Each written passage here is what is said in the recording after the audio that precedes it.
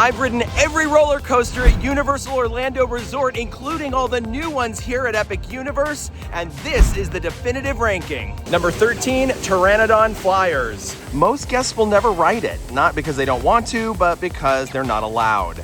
You can only board if you're accompanying somebody between 36 and 56 inches tall. Nobody this height in your party? No ride. For that reason alone, it's at the bottom. It's a coaster people talk about more than they have actually experienced it. And the thing is, it's not even thrilling, it's peaceful. You're suspended below a track, sitting in a little swing-like seat with a basic lap belt, and the ride just quietly drifts above Camp Jurassic. You get about 80 seconds of slow aerial views while your legs dangle in the air. For a 6-year-old, this is probably one of the most awesome rides in the world. For everyone else, it's just off limits. Number 12, Trolls Troller Coaster. If you're a Disney World regular, this coaster is going to feel familiar right away. Trolls Troller Coaster was built by the same manufacturer as Goofy's Barnstormer, Veloca, and it uses the exact same track layout. Same ride system, same speed, same drop. The only real difference is theme.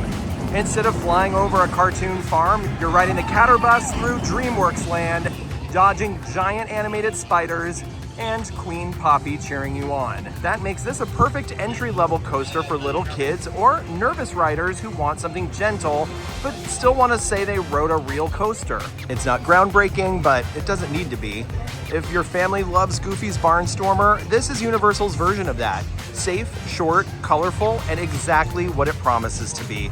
A roller coaster the whole family can enjoy together. Number 11, Flight of the Hippogriff. This ride has been here since day one, long before Harry Potter moved in. Back then it was called the Flying Unicorn, and the track hasn't changed. What changed was the story around it. The queue now winds past Hagrid's hut, the ride vehicle looks like a woven hippogriff nest, and the castle rises behind you as you climb the lift hill. But at its core, this is still a junior coaster. Quick lift, tight turns, one drop, and then it's over. If you've ridden Barnstormer or Woody Woodpecker, you already know how this feels. What keeps it from falling to the bottom is exactly where it sits. It's in the middle of the most detailed themed land in the park, and it doesn't break the illusion. For kids who aren't ready for Forbidden Journey or Hagrids, this is their first step into the world. And for parents or older guests who can't handle the bigger rides, it's a way in. It doesn't try to be more than it is, but sometimes being in the right place at the right time is just enough. Number 10, the Incredible Hulk Coaster. This ride is iconic, no question. It's one of the most recognizable coasters in the country, and for a long time, it was the face of Islands of Adventure. That launch tunnel, the roar, the green track, everyone knows it. But the reason it's ranked so low is because it physically hurts. Not just me, a lot of people. I've got a trick I use on headbanging rides where I press my head firmly into the backrest to keep it stable, and usually that works. I can ride Kraken at SeaWorld without a problem, but not Hulk. No matter how hard I brace, my head gets slammed from side to side during the second half of the ride, and I'm not the only one saying that. This isn't a ride that got ignored either. Universal actually tore it down and rebuilt the entire track in 2016 to try and smooth it out. And while it is smoother than it used to be, it's still a punishing layout.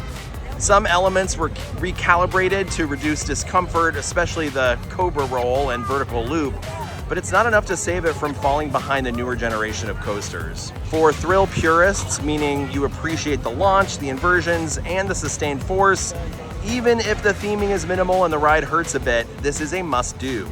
But for anyone with neck issues, a sensitive body, or a preference for coasters that blend intensity with narrative, this one feels like getting shoved around by someone who wants to prove a point at your expense. Number 9, Hollywood Rip Ride Rocket. There's no mistaking this one. It's loud, it's vertical, and it runs straight through the middle of Universal Studios Florida like it owns the place. And for a while, it kind of has. Hollywood Rip Ride Rocket was Universal's big swing at a music meets thrill concept, custom soundtrack, bright red track, and a 167-foot tall vertical lift that makes people nervous before you've even entered the park. And while it still pulls a crowd, there's a reason this isn't ranking any higher. It's not aging well. The coaster itself is rough. The restraint feels tight and awkward.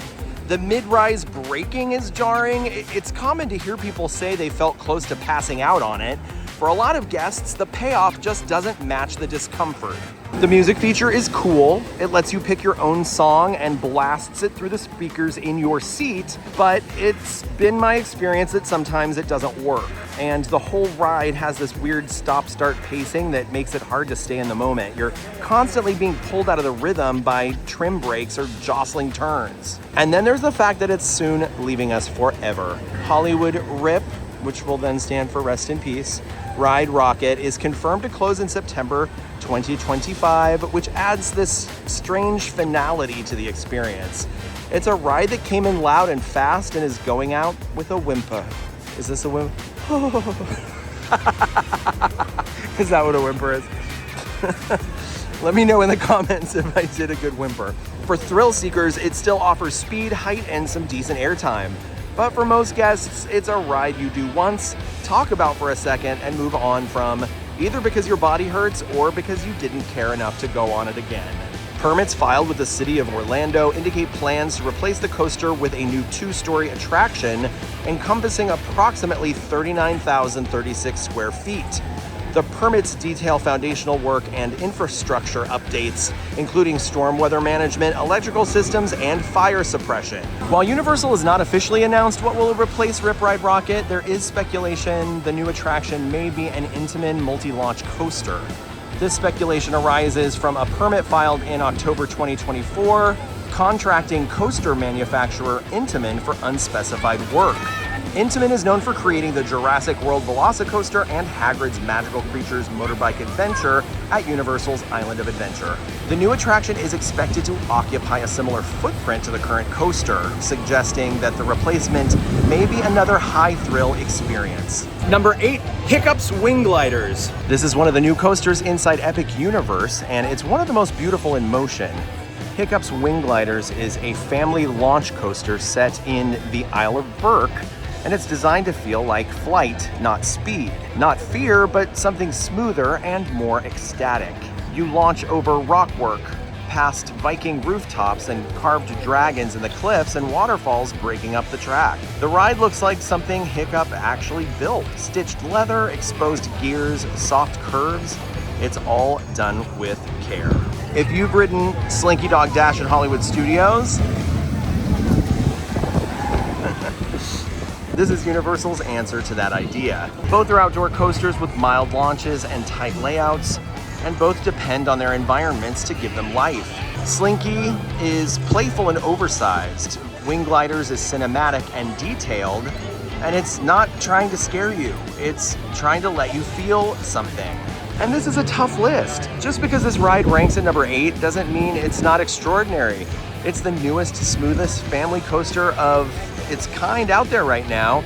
It simulates flight in a way that feels effortless, and if you're planning to visit with your family, I can't wait for you to experience this together. Number 7, Curse of the Werewolf. This coaster was originally supposed to be a lot lower.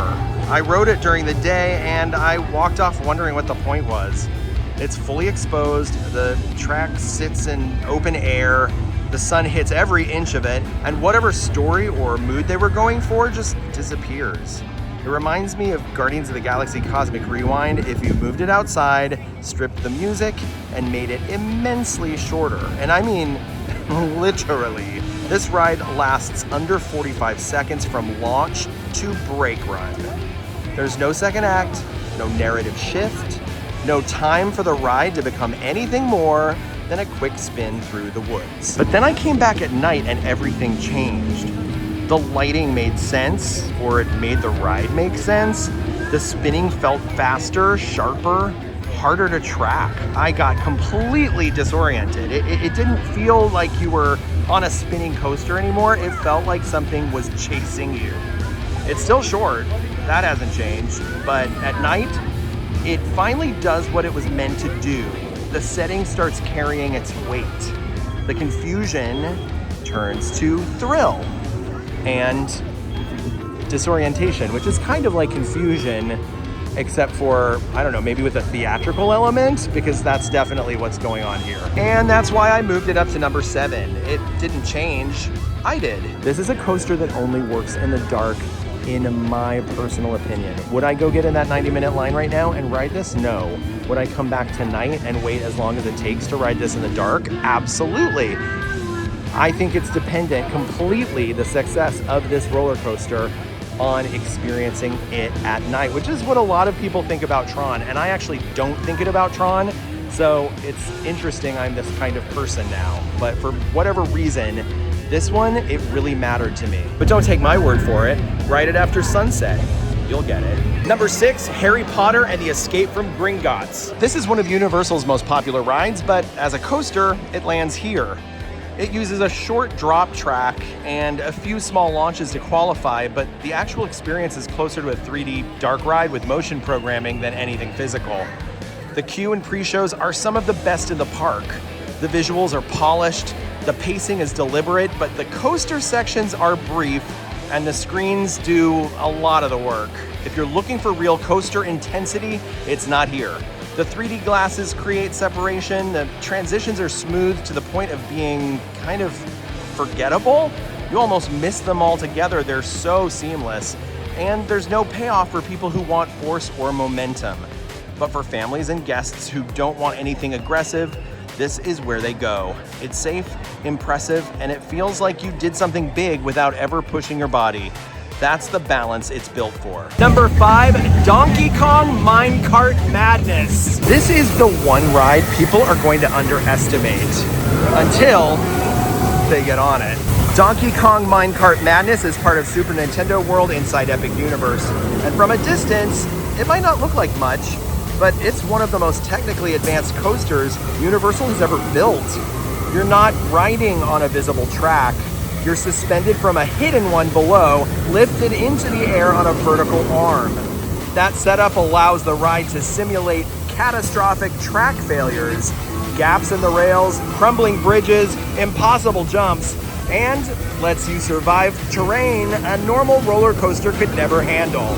And the effect is almost flawless. I mean, look at that.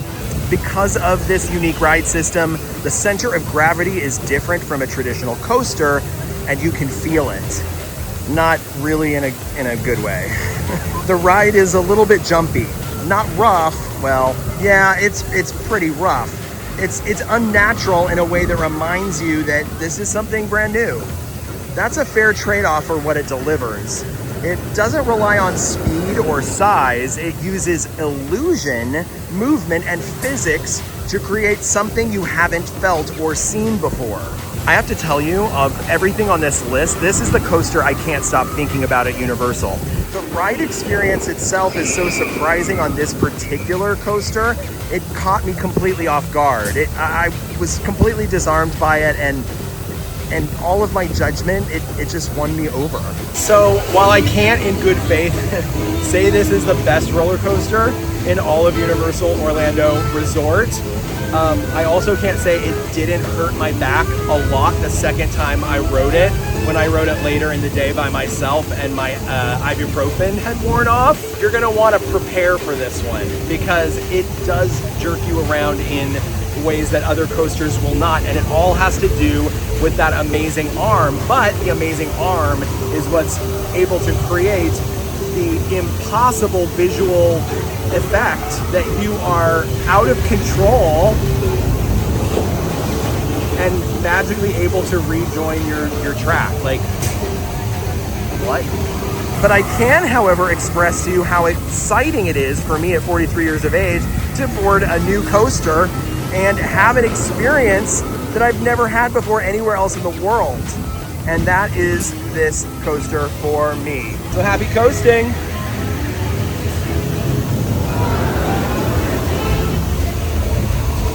Number 4, Revenge of the Mummy. This is one of the best coasters Universal has ever built, and it's one of the oldest that still holds up. It opened in 2004, but it doesn't ride like a relic. It's an indoor launch coaster with pyro, practical sets, physical traps, ancient tombs, and one of the smartest fake endings in theme park history. For a lot of guests, this is their favorite ride in the park, and for good reason. It's thrilling, aggressive, and self-aware without ever going off the rails. By self-aware in this case, I mean it has a sense of humor about itself, which is really refreshing in a theme park ride based on horror and intense thrills and effects. It just goes to show that if you invest the time and money in creating the perfect balance of story, immersion, and thrills, it can last a lifetime. This ride is over 20 years old, older than a lot of the people watching this video right now, and it holds up like it opened last week. There are still effects in this ride you won't see in any other theme park in Orlando.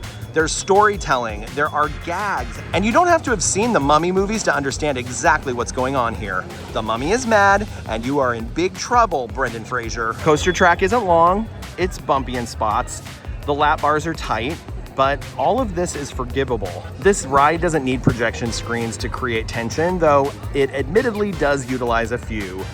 It's built on real space, fire, sound, and surprise. It earns this spot because it has held up this well for this long and still scares, I mean, thrills the living daylights out of me. Who's scared? I'm not scared. You're scared. Number 3, Stardust Racers. This is the standout coaster in Epic Universe. It's a dual track racing coaster built around a celestial theme, and every detail of the ride is designed to feel like kinetic sculpture. The launches are synchronized. Oh, there they go. The turns are wide and elegant, and the signature celestial spin, a slow inverting corkscrew with both trains twisting past each other in open air, might be the single most beautiful maneuver on any coaster in Orlando. This ride was built to be iconic. Full disclosure, speaking personally, I'm blown away by this coaster. This was a very difficult decision to make the top 3, and I did my best. Tell me what you think in the comments below, but I think I would probably, not taking anyone else's opinion into consideration, definitely have put this one number 1. And yes, I know I just said probably definitely.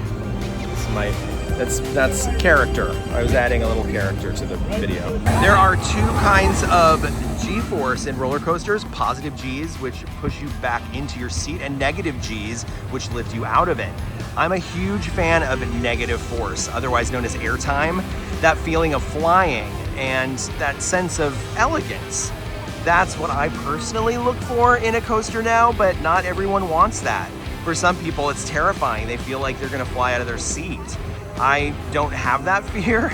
My fear comes from being shoved down into my seat, compressed by positive force, which often hurts my body, especially my back. Did I mention I'm 43? Stardust Racers gives you that airtime, a lot of it. It's not about brutality, it's about lift. It's smooth, euphoric, and incredibly well placed. The fact that you're racing another train just adds to it. And yes, you can choose your sides, yellow or green. Green is said to be slightly more intense due to a slightly higher hill going into the celestial spin corkscrew, but personally I don't think it's worth waiting in a much longer line for that. I love the yellow side, and I recommend asking for the front row. If you go yellow, it increases the intensity and you're the first to see every move as it comes, and it makes the entire ride feel more alive. If you're in the green line, don't wait that extra time to be in front because you're already waiting longer to be in the green line. Just take the next available row and enjoy that extra height from anywhere on the train. And consider experiencing or at least watching this ride at night. It has an impressive lighting package, which is breathtaking to watch. It's not just about thrill, it's about beauty, and that's why it lands, for me, in the top 3. Number 2, Jurassic World Velocicoaster. Velocicoaster opened in 2021 during a time of increased public attention following the pandemic. It was heavily promoted by Universal as a high-thrill coaster with modern design, lap bar restraints, and immersive theming based on Jurassic World. The ride features 2 launches, 4 inversions, a 155-foot top hat, and a barrel roll over the lagoon. It reaches speeds of up to 70 miles per hour and is considered one of the most intense coasters at Universal Orlando Resort. Public reception has been overwhelmingly positive, especially among coaster enthusiasts. It frequently ranks as the top ride at Universal based on thrill, pacing, and design. However, the intensity of the coaster disqualifies many guests from riding. People with certain medical concerns, aversion to high positive G-forces, or sensitivity to aggressive maneuvers may not be able to tolerate the experience. This ride emphasizes positive G-force, meaning riders are pushed downward into their seats during most of the layout. This is the opposite of negative G-force, or airtime, which creates a sensation of lift. For those who prefer airtime and a sense of flight, Velocicoaster may not rank as high with you. The theming around the ride includes static raptor figures, limited screen-based effects, and a queue experience that implies more in-ride immersion than is actually delivered. Promotional material suggested raptors would get in your face, but the final experience relies more on the layout than the integrated storytelling. Despite this, Velocicoaster remains one of the most acclaimed modern roller coasters in the world and consistently draws large crowds.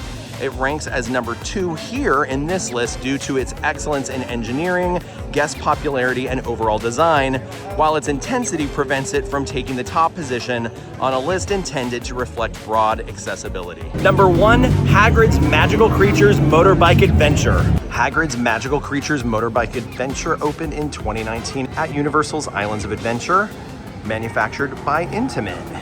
It features 7 launches, a vertical spike, a backward segment, and a 17-foot free fall drop track. The layout is designed to simulate a journey through the Forbidden Forest with ride vehicles modeled after Hagrid's motorbike and sidecar. The coaster builds upon the technology introduced nearly a decade earlier.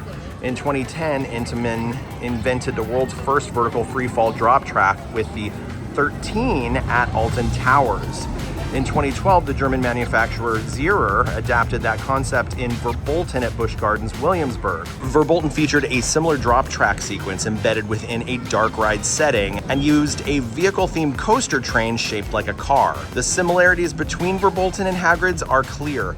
Both rides include multiple launches, terrain-based track layouts, indoor story elements, drop tracks, and trains modeled after real-world vehicles. However, Hagrid's improves on every point with more immersive theming, more dynamic pacing, and higher ride complexity. Hagrid's does not rely on intensity alone, though. It was designed to be accessible to a wide range of guests. Riders must meet a height requirement of 48 inches and not have certain medical conditions, but there are no inversions, and the lap bar restraint allows for more comfort than more intense coasters. This makes it possible to include family members who may experience fear, discomfort, or physical limitations on more aggressive rides. Hagrid's thrills are created primarily through effect, narrative, timing, and environmental design rather than an overwhelming physical force. The launches are elegant, not jarring, and the drop is shocking, but not physically painful. On a recent visit, I rode the coaster several times with friends and their mother. She declined to ride Velocicoaster due to its intensity, but was able to enjoy Hagrid's without an issue. That ability to include guests across different comfort levels is rare in higher intensity coasters and is one of the reasons it takes the number 1 spot. It delivers thrill, story, innovation, and inclusivity in a single ride system. It's an incredible coaster that has the rare ability to be almost all things to all people. If you made it to the end, go ahead and drop this password in the comments below. And while you're down there, why not hit like and subscribe and maybe turn on the notification button so that you will be the first to find out when one of my friends or I puts out a new video, something that we do 7 days a week.